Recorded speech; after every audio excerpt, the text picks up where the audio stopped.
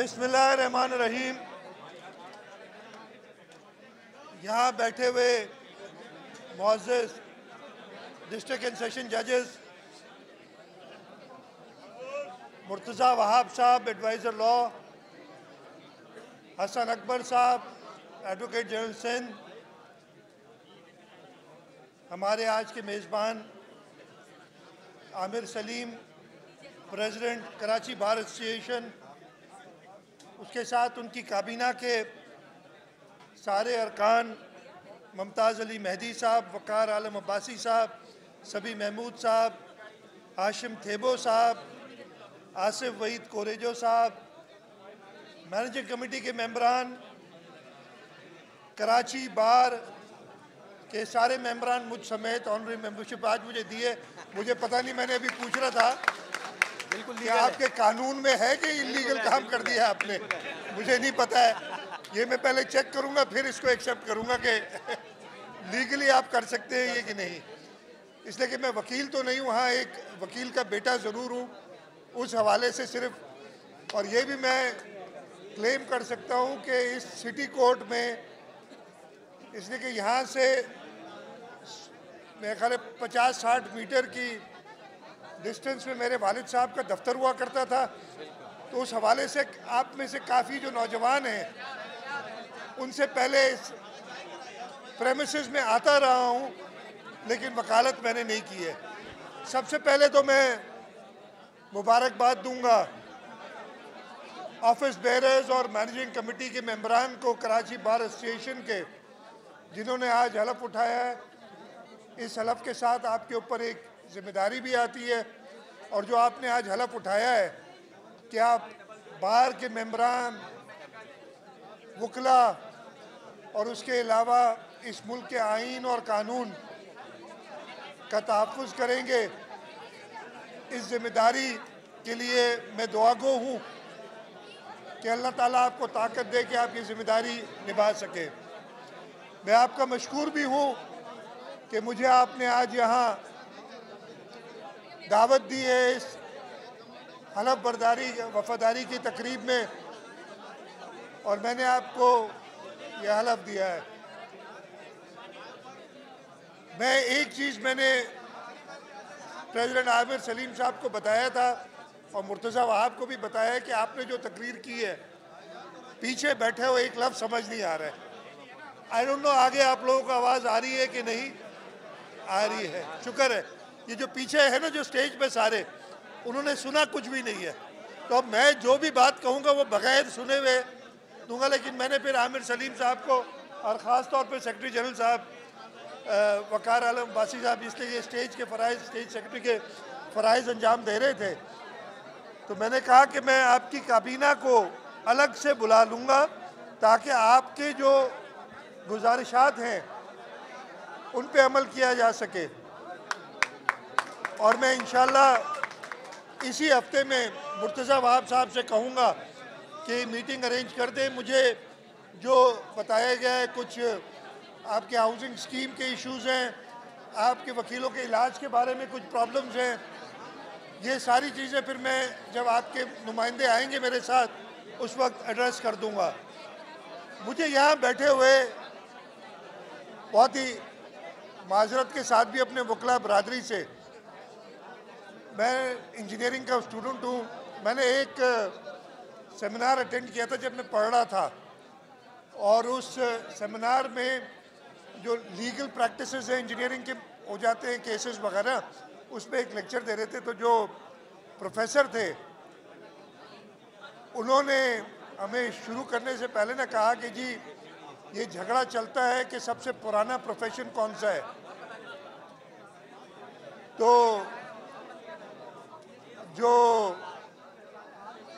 Doctor हजरात थे वो कहते थे कि जी सबसे पुराना प्रोफेशन हमारा है, यानी मेडिसिन का है, इसलिए कि हज़रत आदम अलैहिस्सलाम से बीबी हवा पैदा हुई थी, और ये पहला मेडिकल काम था। वहाँ साथ ही मेरे जैसा एक इंजीनियर बैठा था, उसने कहा नहीं, ये हज़रत आदम और हवा से पहले इस दुनिया में अफरा तफरी थी और इंजीनियर्स ने इस अफरा तफरी को दूर किया और ये दुनिया, ये समंदर, ये दरिया, ये अर्थ, ये ज़मीन, ये सब पैदा हुई। तो ये इंजीनियरिंग फीट है, सबसे पुरानी जो पेशा है वो इंजीनियरिंग का है, इसलिए कि उन्होंने केओस से, अफरा तफरी से ये दुनिया बनाई। तो साथ ही एक वकील बैठा था, उसने कहा कि अफरा तफरी किसने फैलाई, Who created this chaos? तो आज ये केओस इधर जो मैंने देखा, मैं आपको मुबारकबाद देता हूँ कि वो चीज़ दुरुस्त साबित हुई।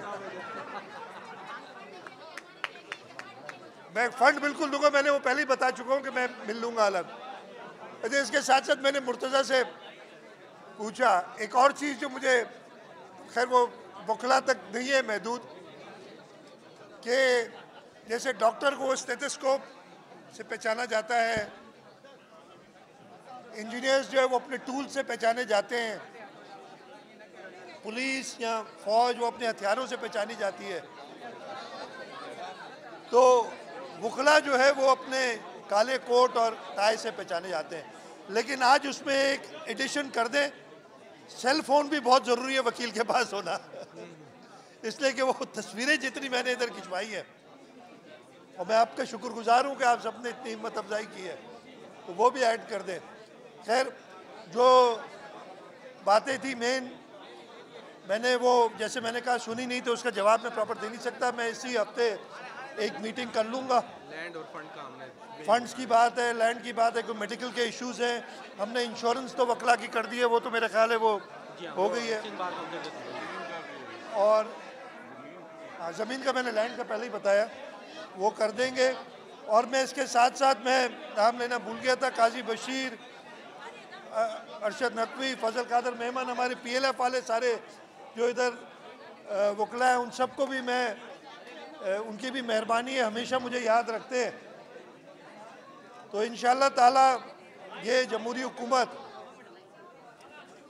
वकला की तंजीमों के साथ मिलके ये कोशिश हमारी पूरी रहेगी कि इस मुल्क में आइन और कानून की हुक्मरानी हो, और इस सिलसिले में without trying to attract any contempt notice, यहाँ जज साहिबान भी बैठे हैं, मैं कहूँगा कि हाँ, आइन और कानून की हुक्मरानी जब तक होगी, लेकिन अगर आप आइन से बाहर कोई चीज़ करेंगे तो फिर, और मैं ये कई बार कह चुका हूँ कि यहाँ पे इस मुल्क में आइन की पाबंदी तो हर एक का फ़र्ज़ है।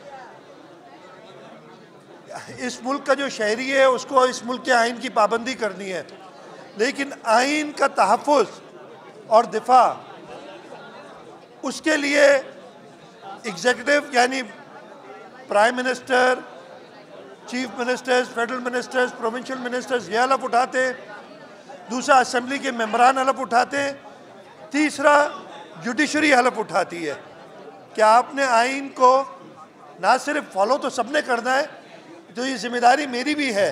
तो अगर मैं कभी कहता हूँ, बहुत एज एग्जीक्यूटिव, मैंने तो 2 टोपियाँ पहनी हुई, एग्जीक्यूटिव भी हूँ, पार्लियामेंट प्रोविंशियल असेंबली का मेंबर भी हूँ, तो 2 बार ये हलफ मैंने उठाया कि मैंने आइन का तहफ़्फ़ुज़ और दिफा, protect defend and preserve the constitution of Pakistan, यह हलफ उठाता हूँ। तो अगर कोई और सियासतदान या जुडिशरी भी, बहुत ही माजरत के साथ, मेरे ख्याल में, और मैं इसका बहुत आपको एक एग्जांपल दे देता हूँ, जो कुछ दिनों पहले सुप्रीम कोर्ट ने 63A की तशरीह की थी, वो किसी भी सूरत में किसी इंडिपेंडेंट जुडिशल ऑफिसर, और मैं सब कह रहा हूँ उनको बिठा दें, कोई कह दे कि वो तशरीह दुरुस्त थी, और यही वजह है कि पता नहीं साल हो गया अब, तो वो अभी तक उसकी रिव्यू जो है वो सुनने के लिए कोई तैयार नहीं, इसलिए कोई भी जज उसको एक्सेप्ट नहीं करेगा। तो अगर जुडिशरी भी आइन से बालातर होके कुछ फैसले करेगी तो हमें हक है उस वक्त उन फैसलों पे तबसरा करने का। और मैंने एक आपको एग्जांपल दिया है, कुछ और भी है, लेकिन वो फिर बात लंबी हो जाएगी तो मैं उस तरफ नहीं जाता। मैं एक बार फिर शुक्रगुजार हूँ कराची बार एसोसिएशन का, आप सब वकला का। एक हफ्ते में फंड रिलीज करेंगे मैं तो आपसे मिल रहा हूँ ना इसी हफ्ते में, और इंशाल्लाह वो तो मैंने सुना ही नहीं ना आपने क्या कहा, इसलिए मैंने आमिर सलीम साहब से कहा है, बाकी सारे जो ऑफिस बेरर्स हैं उनसे हम इसी हफ्ते में मीटिंग करेंगे। उसके अलावा मुझे आवाज़ इधर की समझ नहीं आ रही थी, उधर से कहाँ से मैं सुनूंगा।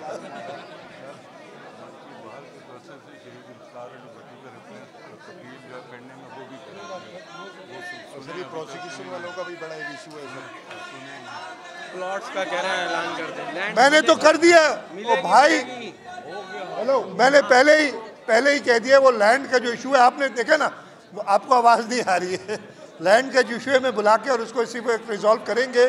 एक और चीज़ भी मैं इधर कहूँगा कि सुप्रीम कोर्ट में कराची बार की तरफ से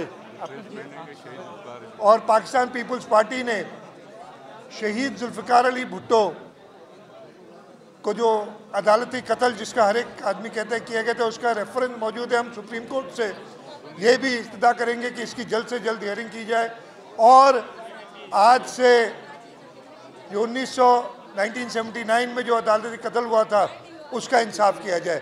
मैं आप ये